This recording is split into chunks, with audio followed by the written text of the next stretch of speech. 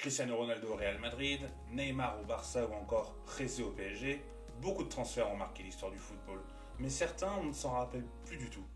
Et c'est pourquoi aujourd'hui je voulais vous en parler.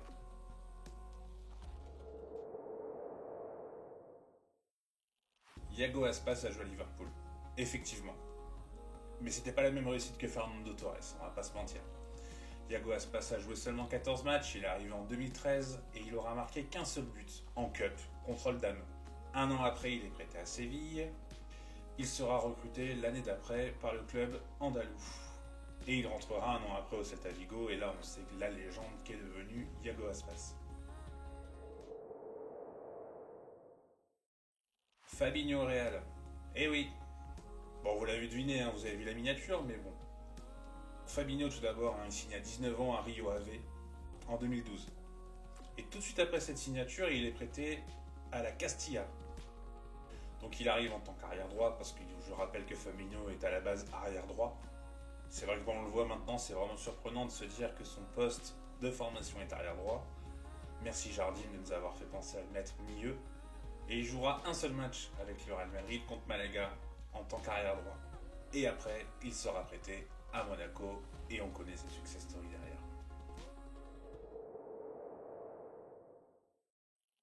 Et oui, Dante n'a pas joué qu'à Nice en France, Dante a également joué à Lille. Dante arrive du coup en France au LOSC à 20 ans, en 2004. 2 ans après son passage au LOSC, il est prêté à Charleroi et c'est là où ça va commencer à marcher pour lui, car après quelques bons matchs à Charleroi, le Standard de Liège le repère. Et après quelques matchs avec le Standard, c'est Mönchengladbach qui le repère, et là on connaît après le succès qu'il a pu avoir, où il est repéré derrière par le Bayern.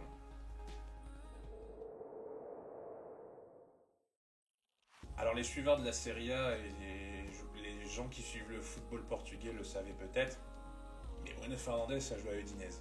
Et oui, Bruno Fernandes a même joué pas mal d'années en Italie.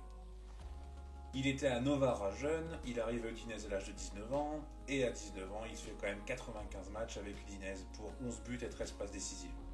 Bon oui, le bilan n'est pas fou. Après ce passage à Udinese, il signe même à la Sampdoria avant de retourner au Portugal, au Sporting, et de démarrer vraiment sa belle histoire. Alexandre Pato à Chelsea. Alexandre Pato. Alexandre Pato joue au Corinthians et il est prêté chez le rival, à Sao Paulo. La raison malheureusement est assez sombre, c'est parce qu'il se fait agresser par les supporters. 18 mois après son arrivée à Sao Paulo, Alexandre Pato rejoint donc Chelsea, sous forme de prêt, 6 mois. 2 mois après son arrivée, il participe à son premier match sous ses nouvelles couleurs et trouve par la même occasion le chemin défilé, sur penalty, lors du déplacement à Aston Villa. 2 petits matchs et Pato retournera au Brésil. Victor Valdés a joué à Manchester United, effectivement. Sans club, après avoir été écarté du Barça, Valdés s'entraîne avec Manchester United durant l'automne 2014, sur l'invitation de l'entraîneur Luis van Gaal. D'ailleurs, à noter que Luis van Gaal est le premier entraîneur à l'avoir lancé pro au Barça. Donc il vient en tant que doublure, bien entendu, et il rentre pour la première fois en jeu suite à une blessure de David De Gea, au mois de mai, donc 4 mois après sa signature. J'ai oublié de préciser, il a signé en janvier 2015 du coup. Il joue un match après un contre Hull City et la saison se finit. La saison d'après, le club recrute Romero et Valdés se retrouve du coup 3e gardien de Manchester United. Il reste 4-5 mois sans jouer vraiment de match et après il part en prêt au Standard de Liège. Alors lui je le mets parce que c'est une histoire qui est quand même vachement surprenante. Thiago Silva au Dynamo Moscou.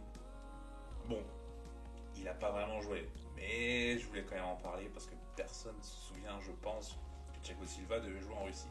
En 2004, Thiago Silva signe au FC Porto. Déjà ça, faut s'en souvenir. Pour donner un peu de contexte. En 2004, vous le savez, Porto a gagné la Ligue des Champions et José Mourinho s'en va à Chelsea. Et il prend avec lui dans ses valises 2 défenseurs, Ricardo Carvalho et Paulo Ferreira. Porto décide du coup de recruter 2 défenseurs centraux pour pallier ses départs, Pep et le défenseur brésilien très peu connu à l'époque, Thiago Silva. Même si ses qualités sont reconnues par le club, il est mal en point physiquement et en but à des problèmes d'adaptation. Il ne joue pas un seul match avec l'équipe première et est rapidement renvoyé en réserve, où il jouera d'ailleurs 14 matchs avec la réserve de Porto. En janvier 2005, Il est prêté du coup au Dynamo Moscou. Et même constat, le jeune Brésilien n'est pas en forme. Au contraire, il est en proie à des problèmes respiratoires depuis son arrivée à Porto. Les médecins du club russe lui diagnostiquent la tuberculose. Il vainc la maladie 4 mois après, avec le soutien de son meilleur ami Alex, qu'il a connu dans sa jeunesse. Il quitte la Russie et l'Europe en fin de saison après une guérison compliquée. Il explique dans une interview que c'est l'épisode le plus difficile de sa vie, car il a été interné pendant 6 mois dans un hôpital en Russie. Heureusement, il s'en sort et après sa carrière, on la connaît, sera assez exceptionnelle. Louis Saha. Louis Saha s'engage donc avec le club de la Lazio, car l'attaquant Miroslav Klose à l'époque est blessé, il faut donc un remplaçant. Il jouera 6 matchs et son contrat ne sera pas renouvelé. Après ce passage, qui sera donc son dernier, Louis Saha annonce sa retraite sportive. Frank Lampard, légende de Chelsea.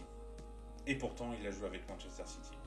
Imaginez si Steven Gerrard, par exemple, aurait joué dans un autre club anglais.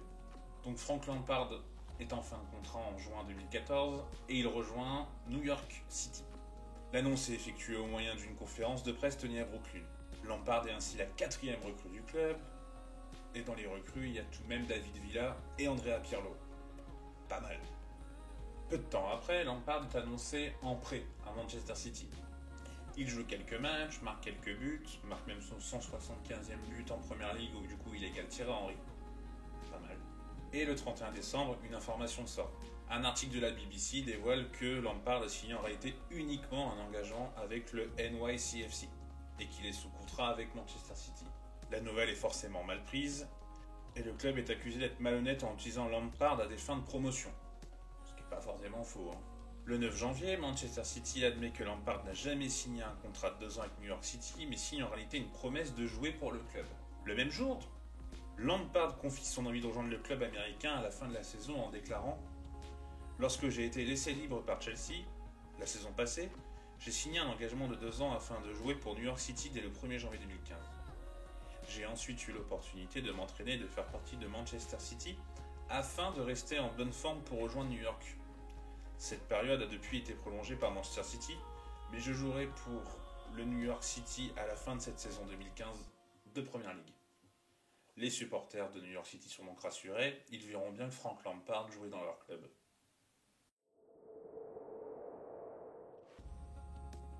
Le dernier de cette liste, pour faire une liste de 10, parce que j'aurais pu en mettre plein. Et me parlez pas de Thauvin en Lost, tout le monde s'en souvient. Et ce dernier transfert est donc Emmanuel Adebayor au Real Madrid. Malgré le forcing de son ancien club, l'AS Monaco, Adebayor rejoint la Casablanca. Le Real Madrid, qui souhaitait prioritairement faire revenir Ruud van Nistelrooy, annonce sur son site internet le prêt du Togolais à la fin de la saison. Selon Marca, l'option d'achat s'élèverait à 15 millions d'euros. Lors de sa première conférence de presse, Adebayor dit qu'il n'est pas venu pour chasser Karim Benzema du Real. À l'époque, il y avait Higuaín et Benzema, et du coup, le fait de voir Adebayor arriver, c'est surprenant. Adebayor joue son premier match lors de la 21e journée de Liga contre Osasuna, en tant que remplaçant. 3 jours plus tard, il marque son premier but sous maillot merengue, et le Real s'impose 2-0 contre Séville en Coupe du Roi. Lors de la 22e journée de Liga, il est titularisé par José Mourinho et marque son premier but en championnat espagnol. Il a même inscrit un triplé lors de la dernière journée de championnat contre Almeria où il y a eu un score fleuve de 8-1.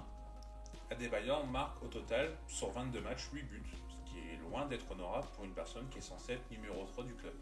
À l'issue de la saison, le Real Madrid décide de ne pas lever l'option d'achat. Adebayor est de retour à Manchester.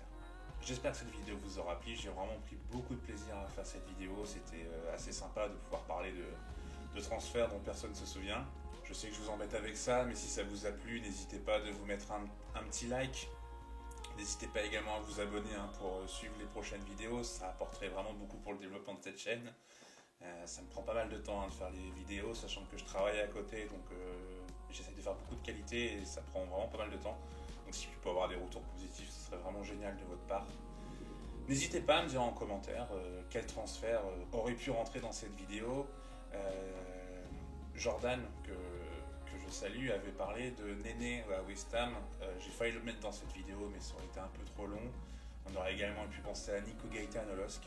Mais voilà, n'hésitez pas vous à me donner des idées comme ça, histoire qu'on discute ensemble et qu'on se rappelle de bons moments ou pas. En tout cas, je vous souhaite une très bonne journée et on se retrouve très bientôt. Tchuss.